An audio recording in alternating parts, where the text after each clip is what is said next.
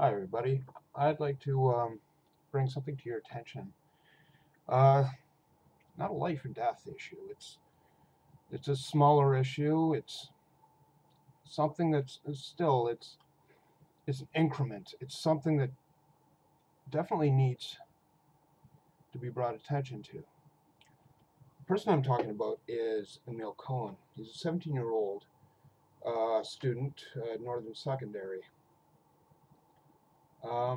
During a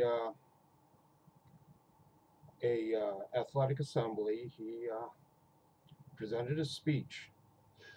In it, he detailed his uh, dissatisfaction with the way that school had been treating their soccer program. As he put it, we now have it instilled into us that soccer at Northern is synonymous with the word unnecessary. He was upset that the students had taken upon themselves this year to do the phys ed department job, to find a coach, to provide their own soccer balls, to provide their own pylons, to have their home games at an alternate field, while the football team did their practices on the shared facility field at Northern Secondary.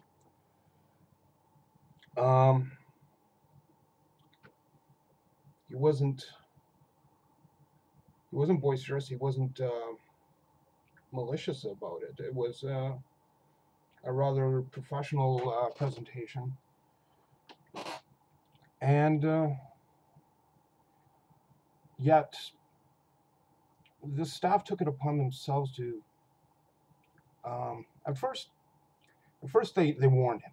Okay, so he didn't go into this blindly, but they warned him that basically there would be actions taken if he presented the speech. They told him to modify it, and he did make some concessions. And the speech, as it was still not to the staff's satisfaction, and they took it upon themselves to punish him with a 2-day suspension and an indefinite suspension of sports privileges. Okay, now I'll just go back. This is a school soccer program. You have football on one hand, American rules football with the pads, the various linesmen or referees necessary for the sport, the coaching, both offensive and defensive. I imagine they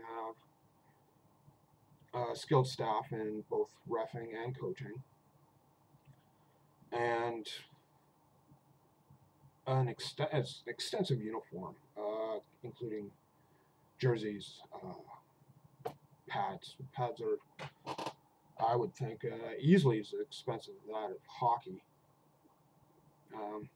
And those two, I really don't see a differentiation. But meanwhile, soccer, let's see, a jersey, shin pads, and a ball, and the field.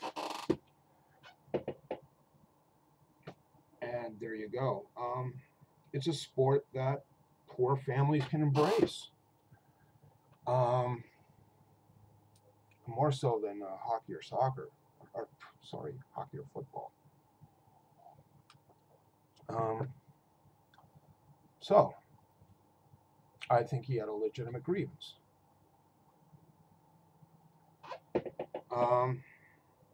That being said, one argument might be that, oh, this wasn't the venue. Well, where is the venue? If you had the eyes and ears of your fellow students and your teachers and coaches at this opportunity, why not go for it? Why not giving it in an honest, sincere, and factual method what you think the shortcomings are? It's like it's not the rah rah rah just simply, oh yeah, we're good at this and this and this, and then we'll sweep all our shortcomings under the carpet. Mr. Cohen did exactly that. He was honest, he was forthright, he took the opportunity, he took the ball and ran with it. And for that, he gets a 2-day suspension. I think it's not fair. I don't think he should have been punished.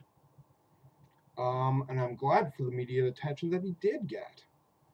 What I'm hoping is basically, if the handful of people that do see this video get a chance to Google it, Emil Cohen and Northern Secondary School soccer. Those words, that'll probably get you either CBC or CTV news feeds on this particular incident. I mean, this is not friggin' the night of long knives or Kristallnacht or whatever. But this is still one of those incremental slides where basically, if we stomach it, basically we accept it, and then they can go a little bit farther. They can shut you up. They can shut me up.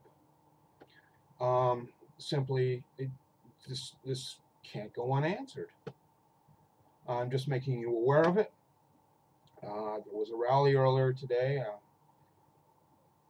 Unfortunately, this was a day off, and I pretty much slept through it. So, but I'm hoping this particular presentation might shed some awareness on it and give people an opportunity to know that there's minor oppressions that should not be stomached. And I thank you for your time.